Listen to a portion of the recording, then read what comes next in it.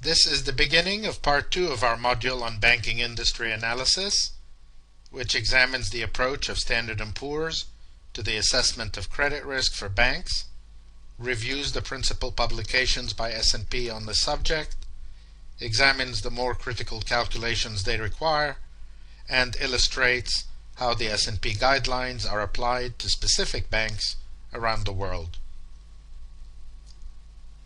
We remind you that Part 2 contains 3 chapters. Chapter 4, which describes S&P's methodology for the assessment of a bank's capital position under its ratings criteria.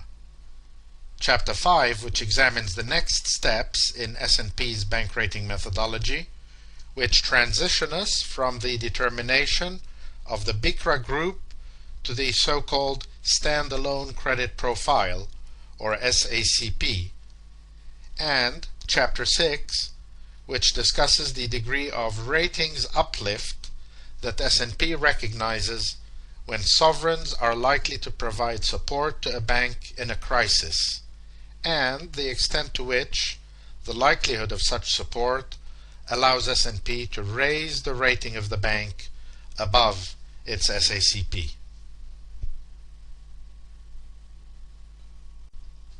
This Chapter 4 describes S&P's methodology for the assessment of a bank's capital position under its ratings criteria.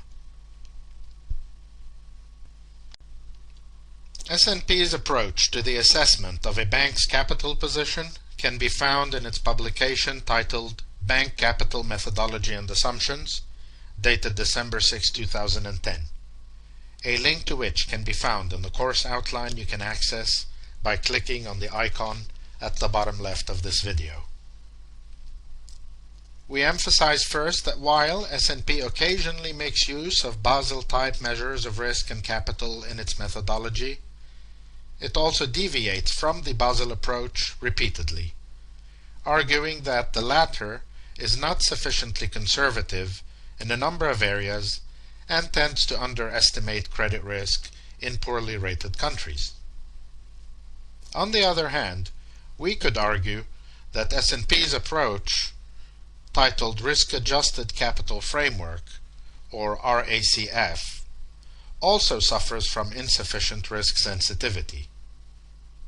For example, as we shall see, all corporate exposures in a given country have the same risk weight, depending only on that country's economic risk score under BICRA, and not at all on the specific rating or specific credit quality of the underlying exposure. To clarify further, 2 corporate loans in Italy have the same risk weight under S&P's criteria, even if one is rated AA while the other is rated B. S&P argues that this amount of simplification is necessary to stop the process from becoming unmanageable, while continuing to offer sufficient risk differentiation across different jurisdictions and asset classes. S&P also claims that regulatory capital ratios are often not comparable because of differences in jurisdictional definitions of capital, banks' approaches to calculating capital, and the options available to calculate risk-weighted assets. According to S&P, the RACF is intended to adjust both capital and the value of assets and exposures to reflect degrees of risk in a more consistent fashion than is reflected in regulatory ratios. Before delving into the specific rules, we summarize the approach adopted by S&P in calibrating its risk weights across the various asset classes and jurisdictions. In a nutshell, S&P begins by segregating exposures into 6 asset classes we will list shortly, and associates with each asset class a so-called idealized loss rate under a substantial stress scenario equivalent to a A rating, In other words, a scenario whose probability is roughly consistent with a single A probability of default.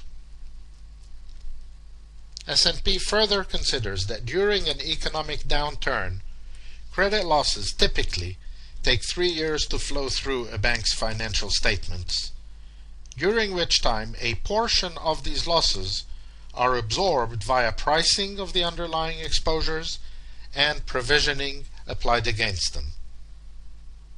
The role of bank capital, therefore, is to provide the additional buffer over and above the buffer provided already by loan spreads and provisions to absorb the remaining losses under the substantial stress scenario.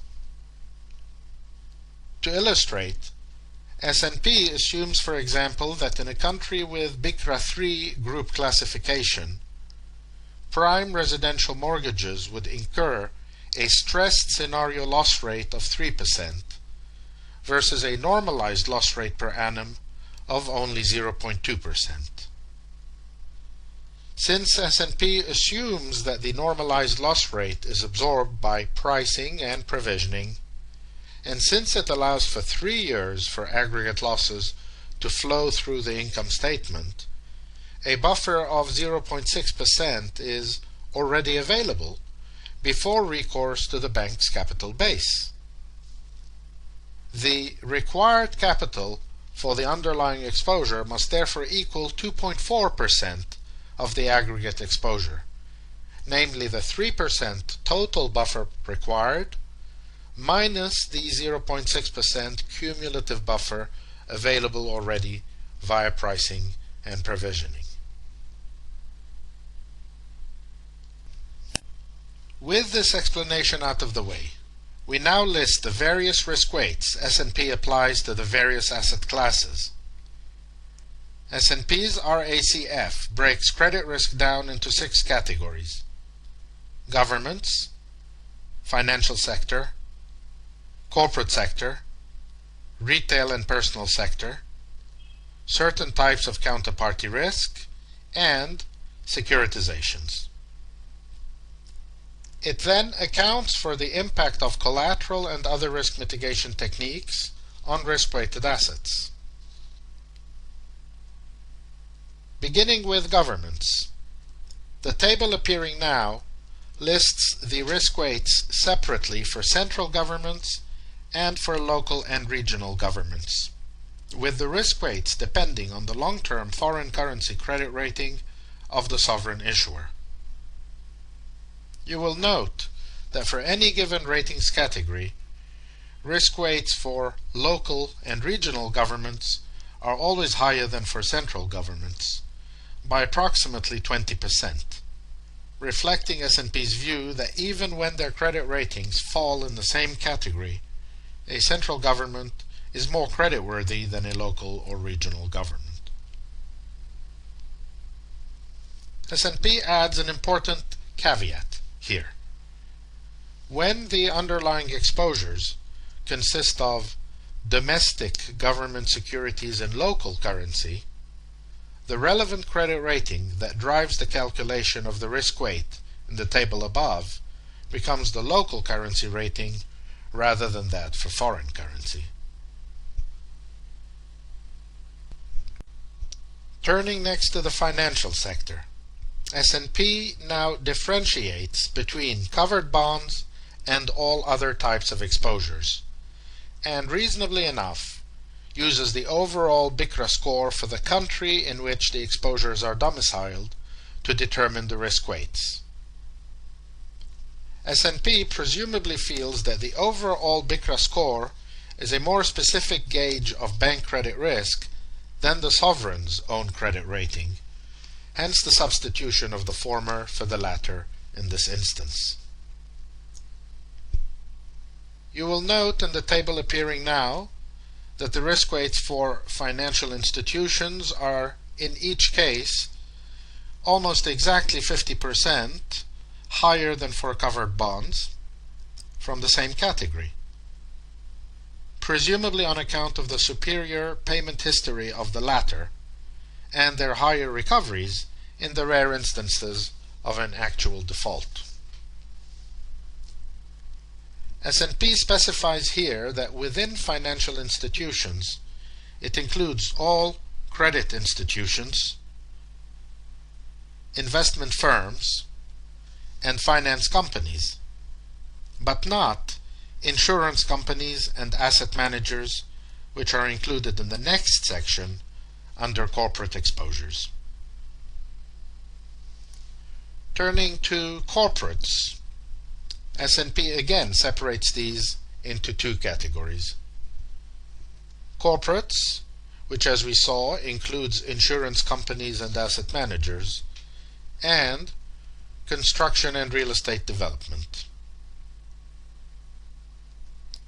The table appearing now lists the risk weights for each of these two categories of asset classes. But you will note this time that S&P differentiates credit quality by use of only the economic risk score under BICRA, rather than the overall BICRA assessment. The substantially higher risk weights for construction and real estate development exposures should be noted here, and result from S&P's observation that these assets tend to produce more losses in adverse economic conditions.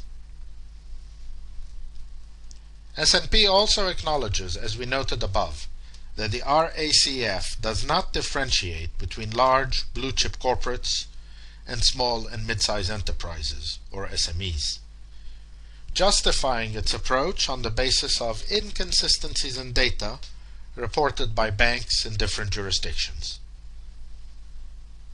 S&P mentions, finally, that corporate exposure includes direct exposure to corporate entities, as well as income-producing commercial real estate, object finance, which refers to aircraft finance, ship finance, and the like, purchased receivables, and project finance.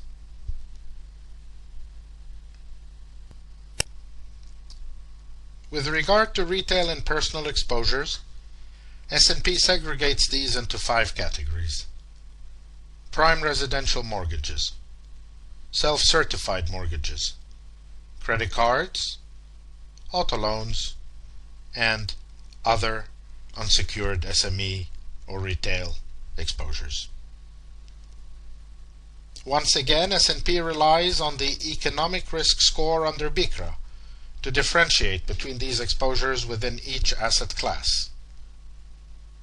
You will note from these figures that for any one economic risk category, prime residential mortgages are deemed the safest, followed by auto loans, then other unsecured/SME retail, then credit cards, and finally self-certified mortgages. The sole exception to this sequence occurs in the category for an economic risk score of 1, in which self-certified mortgages are deemed safer than credit cards. No explanation is given for this exception. Counterparty risk is next on S&P's list, and the rules here are especially detailed and case-dependent. For U.S. banks, first of all, given the substantial disclosure they provide with regard to their counterparty exposures, the RACF treats exposures to OTC derivatives that carry a 0 regulatory risk weight as central government risk. Likewise, OTC derivative exposures risk-weighted at 20% are classified as financial institution risk, and OTC derivatives risk-weighted at 50% are classified as corporate exposures. As you can see in the table appearing now, separate risk weights exist in the RACF for counterparty risks associated with securities lending, sale and repurchase agreements, i.e. repos, reverse repos, and margin loans as reported in U.S. regulatory disclosures. Outside of the U.S., a bank typically either reports counterparty risk in the exposure data for each government, financial institution, or corporate with which it trades, or alternatively reports aggregate counterparty risk as a separate exposure. In the first case, the RACF regards the counterparty risk as part of the underlying exposure to government, FI, or corporate sector, depending on the type of counterparty. While in the second case, the RACF considers 50% as exposure to FIs and 50% as exposure to corporations. The last item on the list consists of securitization exposures, to which the RACF applies risk weights to different tranches of securitizations according to the rating on the tranche. The table appearing now lists those risk weights for ratings from AAA to single C and unrated, which range, as you can see, from 20% for the highest quality tranches to as high as 1250%, 1250% for the most risky. We remind you that a risk weight of 1250%, when multiplied by the traditional capital ratio of 8%, brings the aggregate capital charge to 100% of notional, in effect implying that the security is practically certain to default and to recover zero. We turn to collateral and other credit risk mitigation techniques. In general, the RACF deals with these through a combination of different risk weights, reduction of exposure amounts, recognition of credit substitution, and by making standard adjustments depending on whether the credit risk mitigation stems from financial collateral, guarantees from a financial institution or sovereign, or a credit default swap. If financial collateral is available, S&P deducts the covered exposures after haircuts from the adjusted exposure of the relevant asset class. This is particularly the case with loans secured by collateral in the form of marketable securities. For most banks, the haircuts are determined in accordance with the type of financial collateral, with, for example, sovereign bonds maturing in less than 1 year and rated AA- or higher being eligible for a haircut of 1% only, whereas non-sovereign bonds require a haircut of 20% and equity a haircut of 40%. The RACF does not adjust exposures for non-financial collateral in recognition of S&P's concerns about discrepancies among the valuation methodologies used by banks and the fact that typical loan collateralization has already been factored into its industry benchmarks for corporate exposures. Guaranteed exposures are viewed as direct exposures to the guarantor, provided the guarantee is eligible for this kind of substitution benefit under relevant regulatory guidelines.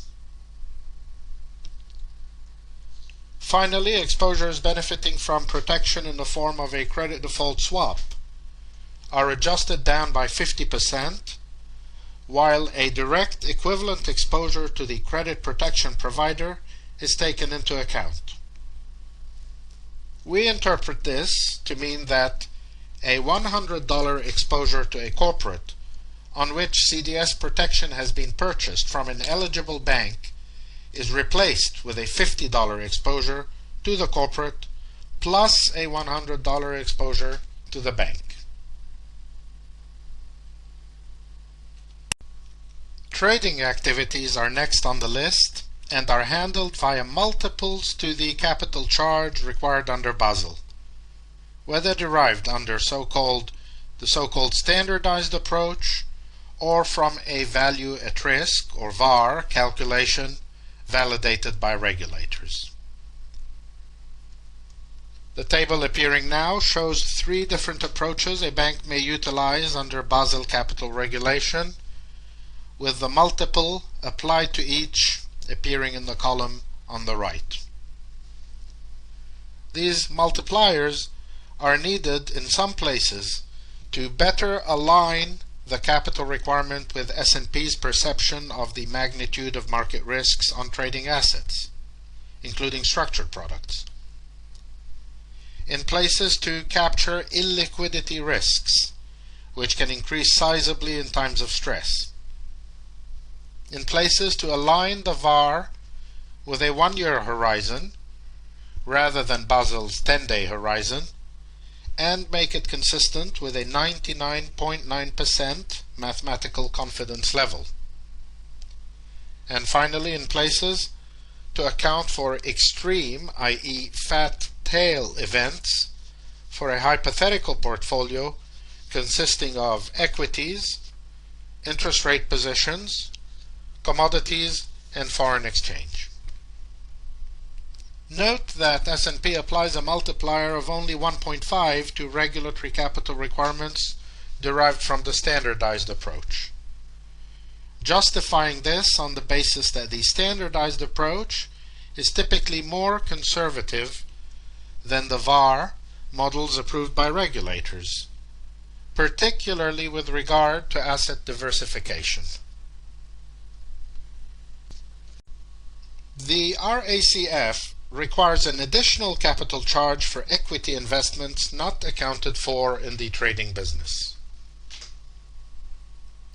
The RACF first divides countries into 4 groups based on the volatility S&P has observed in that country's main stock market index over the past 30 years, with Group 1 containing the least risky markets, while Group 4 contains the riskiest. For example, the US, UK, and Switzerland are in Group 1. France, Germany, and South Africa in Group 2. Hong Kong, Saudi Arabia, and Turkey in Group 3, and countries such as Bolivia, Lebanon, and Vietnam are in Group 4. The RACF next proceeds to apply separate risk weights to 3 different types of equity investments, as you're about to see in this table: listed securities, unlisted securities, and investments in unconsolidated subsidiaries. The risk weights, which have just appeared, are quite substantial in all cases, and reach, in a few cases, the 1,250% figure that we saw earlier for low-rated securitization tranches, again treating these types of investments as if they are certain to lose all value. You may observe that risk weights for unlisted securities in each case are 125% higher than for listed securities, the objective being to cause the capital charge to become higher by 10% for the former. This on account of the higher average risk profile of unlisted stocks owing to their generally higher leverage and illiquidity. S&P explains that here again it has calibrated these numbers on the basis of a 99.9% confidence level and 1-year horizon, as a proxy to model total losses on equities in a quote-unquote substantial stress scenario. Finally, the RACF applies a 625% risk weight to mutual funds if the underlying exposures are not disclosed. When they are available, the RACF treats stocks as equity, sovereign bonds as central government exposure, and corporate bonds as corporate exposure. We conclude this section on risk weights under the RACF with a discussion of operational risk. In a manner that runs parallel to the Basel approach, but is not identical to it, the RACF applies risk weights to various business lines, principally according to their revenue contribution plus some additional requirements. The table appearing now lists 5 distinct business lines in the left column, with the numbers in the right column applying to the highest annual revenue of the past 3 years. This is intended to accommodate recent activities and growth momentum, and to avoid providing capital relief to banks that experienced a recent drop in revenues as a consequence of operational losses. If a breakdown by revenues is not available, the RACF applies a 188% risk weight to the highest annual revenue of the past 3 years, with some adjustments. In the case of asset management, S&P feels that asset managers are exposed not only to legal, reputational, and operational risks, but also to credit risk within their cash and money market funds, since they often assume an obligation to bail out such funds in the rare instances during crises when losses arise in them. Therefore, in addition to the risk weight based on revenues by business lines, the RACF applies risk weights depending on the level of assets under management and type of assets. The higher risk charge of 6.25% applying to those funds which, in S&P's view, the asset manager is most likely to support in the case of losses. Finally, small additional amounts of risk-weighted assets are associated with assets under custody as opposed to those under management.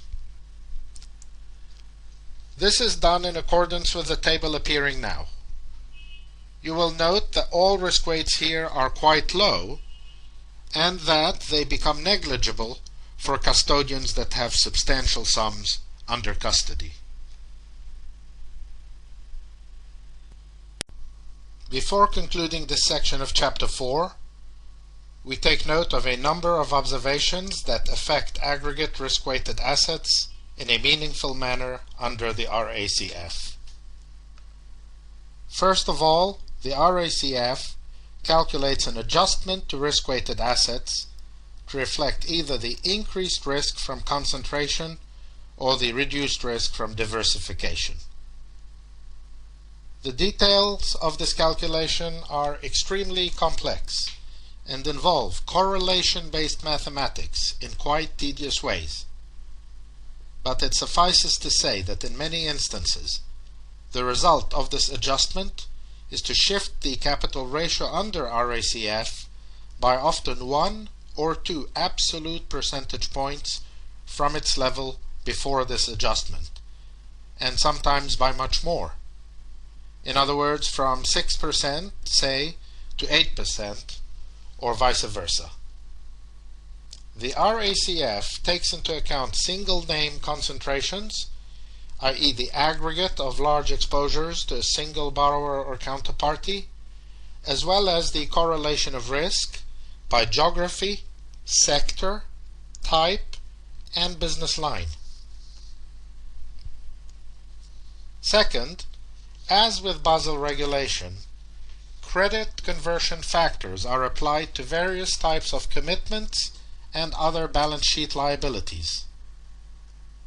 The most important of these are a 10% CCF for undrawn credit card commitments, a 50% CCF for other undrawn credit lines, including undrawn corporate lines of credit, and a 100% CCF for some banks' exposure to letters of credit on the basis that these are most likely to be totally drawn in S&P's view.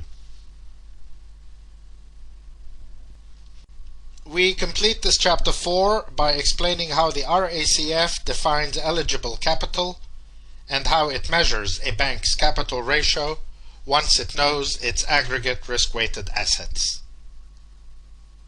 The RACF first defines adjusted common equity, or ACE, to include common equity and those elements of capital reserves that can be used to absorb losses in all circumstances, including additional paid-in capital, capital surplus, retained earnings, and various revaluation and other reserves. S&P excludes all hybrid instruments from ACE. Several adjustments are then applied to this first measure, some simple to understand and others much more technical.